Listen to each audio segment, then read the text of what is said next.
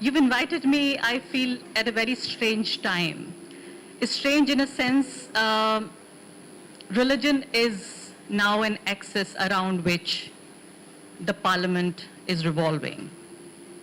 Politicians are deciding how and when to build a temple. They are telling the faithfuls how to pray, how not to pray. On news channels, you see Ram Leela being played. Comedians are doing political commentary. Netflix series, and through the films and series they are making, through which you are actually getting to see some of the political messaging. So while news channels are busy doing entertainment, the entertainment industry is trying to do some kind of political messaging. These are very, very strange times, and I feel it's difficult to make sense of what is happening in India right now. People who are the religious priests are making political comments, and people like the Prime Minister of India, who was supposed to be in the parliament, taking care of the country, you know, being at the center of accountability, especially when he's completing 10 years tenure, 10 years time, which I feel in a human's life, in a country's life, in a society's life, is a big milestone. But he is roaming around, you know, being like a god himself who can't be questioned. So he is going to the gods, and the journalists are thinking he is like a god who can't be questioned. So it's a very strange time, and even for someone like me and many of you who've been following Indian politics closely, I'll tell you a little bit about myself, who I am, where I come from, so that you get a better perspective on who this person is and why she does what she does. I was born and raised in a small town in western Uttar Pradesh. At the age of 12, in 1992, Babri Masjid was demolished. I saw all of this taking place in front of me. So in more ways than one, I have been a victim and a witness of 1992 communal riots. So for someone like me, right now, what I see all around me, it's distressing for me, like it is for you, but it's also particularly triggering for someone like me. I had to literally leave my home to save my life and that of my brother, who was less than 2 months old. He was born late October, and this happened early December. And he was in my lap, and I had to literally run to save my life and that of my brother. So this one incident, it changed the whole course of my life. Who I was, what I wanted to do, and what I actually could be, like my possibilities of who I could be, no matter what I wanted to be. So at the age of 12, it made me realize of the limitations as well as the possibilities that surrounded me and my life. So coming from a small town, I saw inequalities, I saw violence against women at a very early age, and I realized that women and religious minorities actually had no voice. Because when I opened newspapers, I saw people like me were not represented in those newspapers. When I opened news channels, I felt my voice was not there. So this was perhaps one of the most defining factors of why I decided to become a journalist, why I decided to write my own stories, when I realized the stories of people like me were not represented in newspapers and in news channels. So when I look back in retrospect, that was not a pleasant episode, a pleasant incident that happened, when I had to literally be aware of who I was at the age of 12, when it was time for me to play like all other kids. But my classmates, for them it was a holiday, and for me I was looking for refuge to save my life. So it kind of matured me, pushed me, forced me to mature before my age. And that's why this is one of the defining factors. Then I came to Delhi when I was in my late teens. I did a one-year course in journalism, and I came to Delhi in search of work. I come from I would say, a considerably progressive and a liberal family. Education was never a problem. Women's education was also not a problem. Then when I came here, I saw, women driving their own lives, their own cars, a city full of lights, flyovers, and I saw the immense possibility of what I could be, I could become. Sadly, when I see today's India, and I think of not just one Arfa who made this leap of faith in the year 2000, about 23 years ago. If I think of many other Arfas who would be thinking of coming to national capital or going to big cities to find a career, a life for themselves, I am not very hopeful whether they are going to get the same treatment, they are going to meet the same kind of people who can help be who I could become. Because I am not a story in myself. I could become who I am because of the people who helped me. Because of wonderful friends, wonderful editors, journalists, a very supportive newsroom. All of this helped me reach where I am right now. Things have changed drastically and for worse, that I feel it's very difficult for any other Arfa to come from a small town, from Uttar Pradesh or Bihar or Maharashtra, go to a big city with my identity and my kind of social and political background to do what I could do. So I started off with a couple of newspapers, and very early I realized that TV was my call. TV news was my call, and this is what I wanted to do. I worked briefly with NDTV, where I was trained by best of the TV journalists possible in a wonderful, supportive newsroom. But then Wire finally was the place where I thought I found my home. It was a newsroom where the diversity that I brought to the table was not just tolerated, but in many ways, it was also celebrated. And I felt completely at home, and I could say what I wanted to say.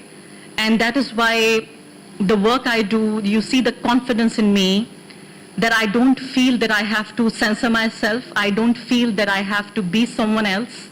I have to please anybody, or I have to take care of the background that I come from. I feel completely at home. So it's a wonderful thing for me to be able to be associated with The Wire.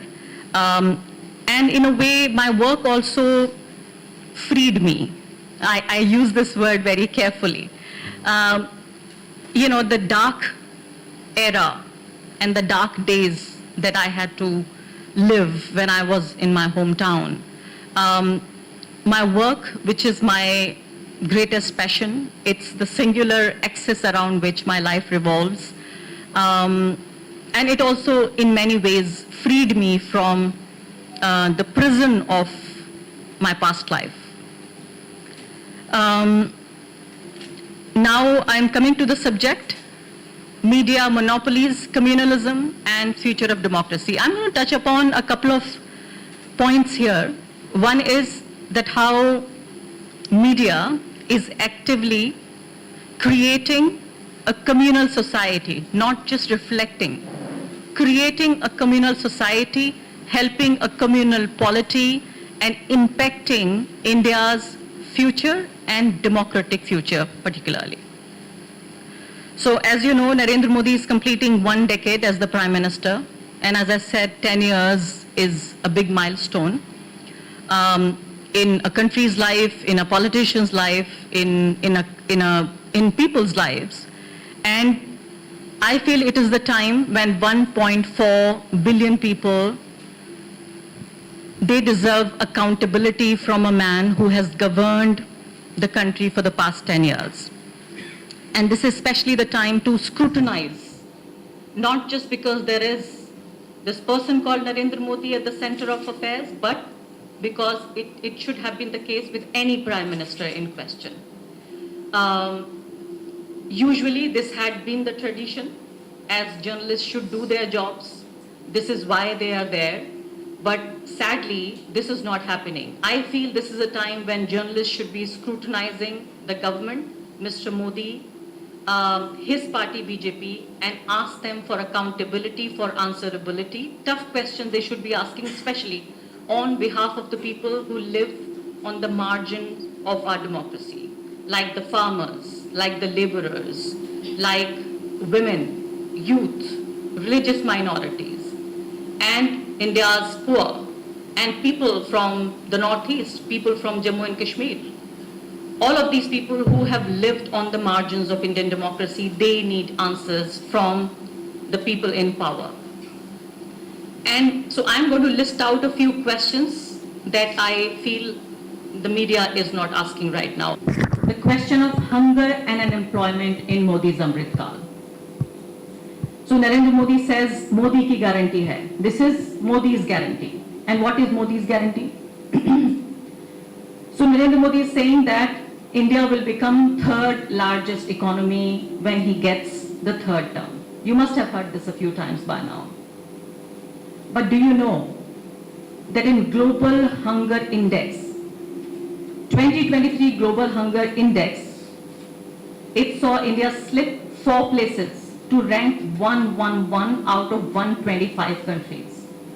Out of 125 countries, in Global Hunger Index, India is at 111.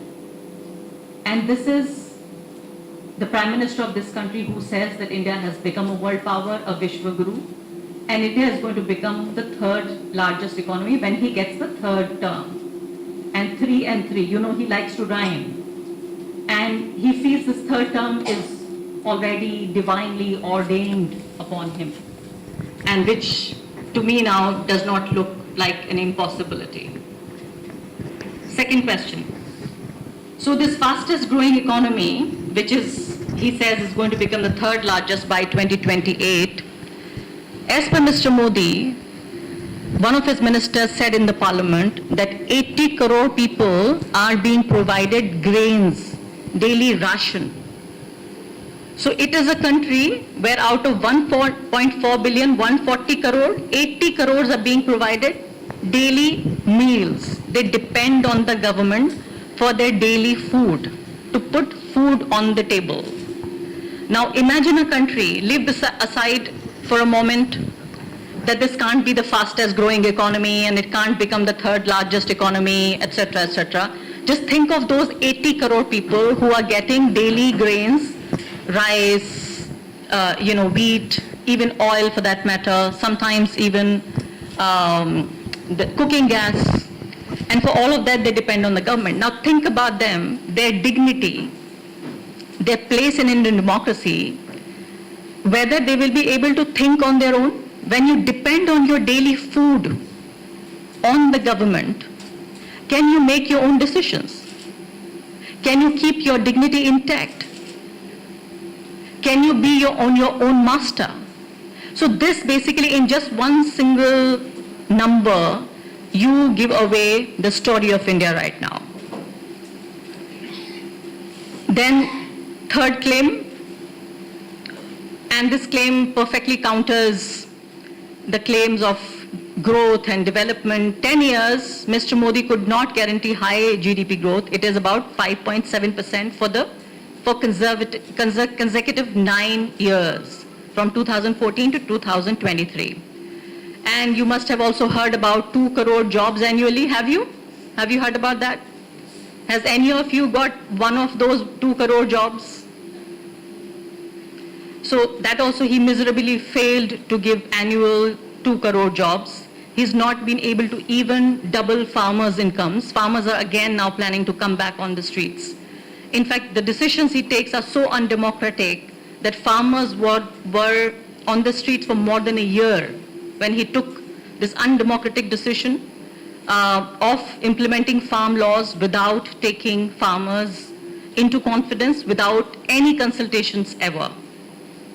Number 5, Mr. Narendra Modi in the parliament, he said, Congress ki naakami ka smarak banega Manrega, which means in English, Manrega will continue as a living monument to Congress's failure. So which means if he thinks that it will become a monument of the outgoing party, that he does not believe in this scheme, right? And he should have scrapped this scheme.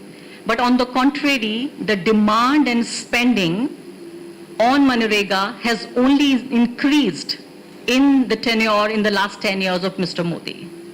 So these are the 5 things I felt were important for you to know when there are economic claims being made, especially for students sitting here. Whenever there are people who support Mr. Modi and his party. Only yesterday when I was coming from Delhi to Calicut in the flight, there was a gentleman, and a very gentle gentleman, and he was a businessman also. He says, oh look, I don't agree with the social policies of Mr. Modi, but 2 things you will have to admit. And I may not be a supporter or voter of the BJP, but still I will have to admit. And you will have to confess to me that you are convinced. 2 things. One he says that India has become a Vishwa Guru already under Mr. Modi. And second, he says the tremendous economic progress that he's been able to deliver to the people of country. So whenever you meet such people, you have these 5 points to tell them that no, what you're saying is just media glitz and nothing more than that. Now to social and political questions that Mr. Modi be asked. It's been not just 1 week or 1 month, several months since Manipur is in crisis. There is a literal civil war going on in one part of the country under a prime minister who says that he has won the world, that even the Western countries are at his feet, but he cannot take control and is not able to manage even the security situation in one part of his country. And leave that aside for a moment, not even controlling, he cannot say M for Manipur. He has not gone there even once. So it is Rahul Gandhi who's gone there not just once but twice, even a couple of days ago. He was in Manipur, he was listening to the women, the man is not in power, but he's trying. He's trying to at least listen to people's voices, like journalists do for that matter. Like I would go and listen to people's voices, even if I am not in a position of power. But I would get to know what's happening. So even this much, and so much for the double-engine Sarkar, the double-engine government, that in Manipur and in the center, both is the BJP government, and they say you elect us not just at the center, but also in states, because what you get is double profit, double wheel, double-engine Sarkar. So even despite the double-engine Sarkar, there are more than 200 people who've died. There are over 1,000 people who are injured, and there are several thousand people who are homeless, who need to be rehabilitated. Many hundreds of people are still, living in relief camps. Are you aware of that? How bad the situation is in Manipur, but nobody will be asking him a question because Narendra Modi has become a god, and gods are there only to be worshipped, not to be asked questions. I would say the ugly reality of 2024 is that minorities are under relentless attack. And when media and people use terms like communal violence, I don't agree with that. This is not communal violence. Communal violence happens when there are 2 equal parties colliding with each other because they don't like each other. And they use violence as a means to show their hatred. What's happening in India right now is nothing less than state persecution of Indian Muslims. So this is no communal violence. This is outright state persecution. Bulldozer Raj, why I say it's state persecution. Only 2 days ago in Madhya Pradesh, in the city of Ujjain, 150 days ago, there was a religious procession going on. It was passing through a Muslim locality. And one of the people from a local Hindu organization, it accused a couple of Muslims, 3 Muslims, that when the yatra, the procession was passing by that area, they spat on the procession. A case was registered against them. 3 people were arrested. 2 of them were minors. Minors went to jail, and their house was bulldozed within 24 hours of filing that FIR. This happened 5 months ago. After 5 long months, there were 3 people who went to jail. 2 People were released after 2 months, and now the third person, who is the only adult, he was released after 151 days because the police could not prove their case in the court. And the court gave the final, the last man also the bail. Now his house is demolished, and this person spent 151 days in jail. And this is not the only incident that happened. And one of the most peculiar thing that happened when this incident happened, you must have watched videos and you know about incidents of Muslim houses being bulldozed by state bulldozers. In this, the municipal officials, they took drummers with themselves when they reached the venue, when they were demolishing the house of this person where at least 12 people lived, 3 families used to live. It was a 3-story building. So 3 families used to live, 3 brothers who used to live there with their families, and they also used to run a small shop in the same building. So municipal officials, they took drummers with them and they played bhakti song, religious song, Govinda Govinda. People were dancing, beating the drums while this house was being demolished. This is the state of affairs in India right now, and that's why I say this is no communal violence. This is no Hindus and Muslims fighting with each other. This is the state with its full official government machinery attacking the Muslims. People talk about political representation. Now you have a member of parliament called Danish Ali from BSP. Danish Ali was abused, called a pimp, a terrorist, an outcast by his fellow parliamentarian in the premise of the parliament. So no space is a safe space for India's Muslim. You may be a small-time vendor, you may be a cart puller, you may be a small shopkeeper, you may be a journalist like me, or you may even be a parliamentarian. You can still be called a terrorist, you may still be called an outcast, you may still be called a pimp, and other names which are uncivilized and I cannot pronounce here. So nobody is safe if you belong to a particular identity, and no place is a safe place for India's Muslim. To give you a small example, someone like me with a public identity, I cannot go to a public park. I cannot go to a public gym. I cannot go and watch films. I cannot announce, if I was coming to Kerala, I did announce this on my social media because I feel it's in a way a safe space for me, or maybe I would like to think. So I announced that I was coming to Kerala. But mostly, I am not confident that I can say this on social media. I don't know who is there sitting, in the crowd who hates me for asking for accountability from the government. Or people like me are also branded as enemies of the state, enemies of India, enemies also of the Hindus. So it's very difficult. So that's why I'm saying it's difficult for someone like me to go and, let's say, watch a film like Kashmir Files or the Kerala Story.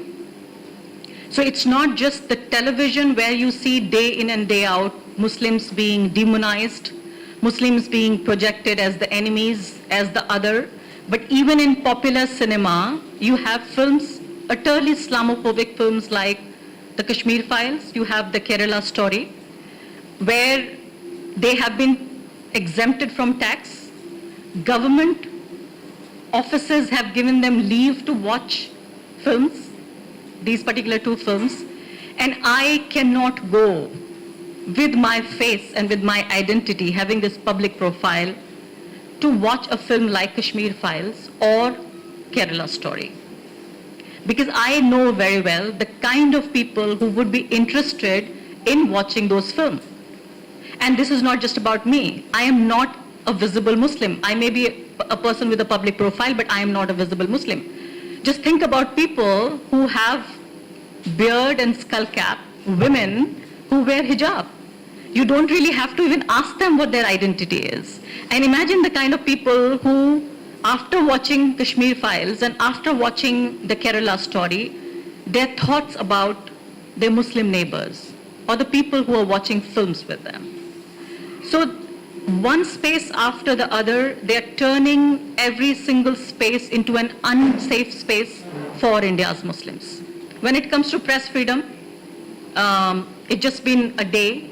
There was a Twitter handle called Hindutva Watch. Hindutva Watch has been withheld on the instructions of Government of India.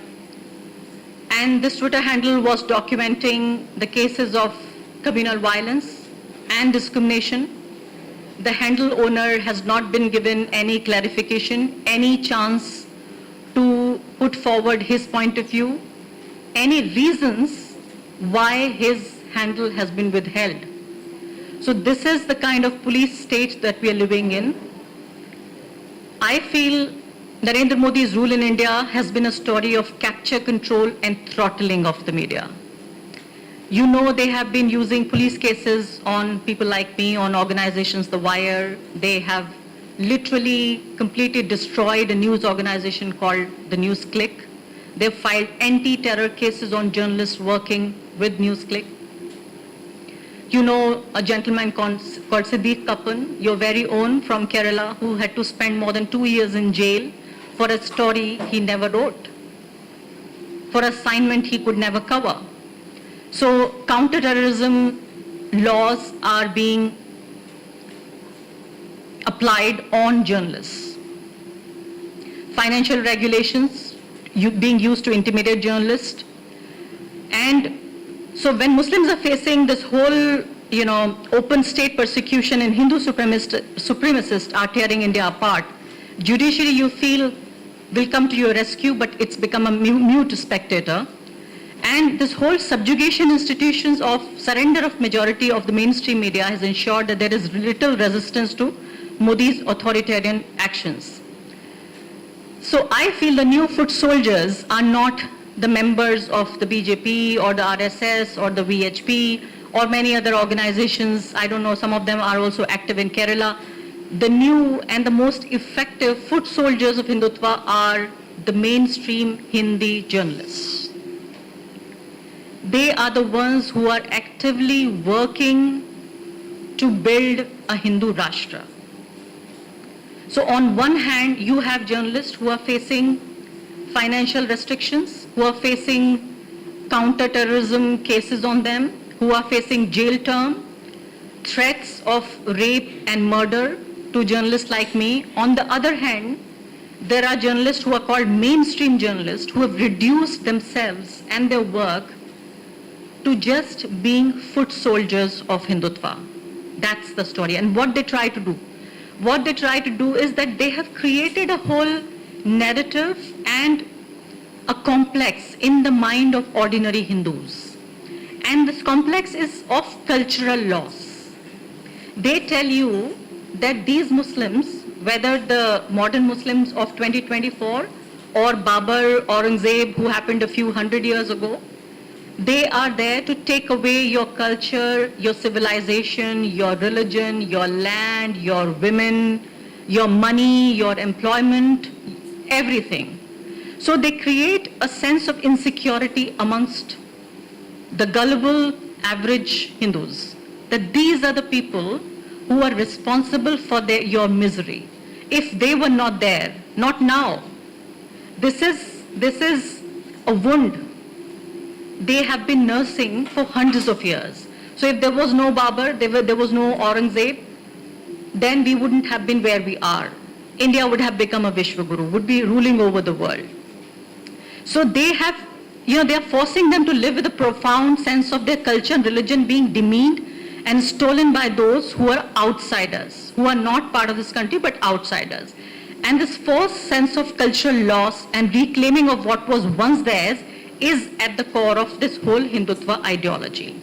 And for that, they have to create an artificial enemy. Now you would think that for the last 10 minutes, I've just been talking about Muslims as the enemy. No, Muslims are not the only enemies. This political artificial enemy also include Muslims, Christians, intellectuals, leftists, English-speaking political elite, and the last name would surprise you, is also the main opposition political party called Indian National Congress. Now, all of these people put together are being projected every day on national television as the enemies of India. Muslims, Christians, intellectuals, leftists, English-speaking elite, and the Indian National Congress. I'm sure there are many more, like the state of Kerala for that matter.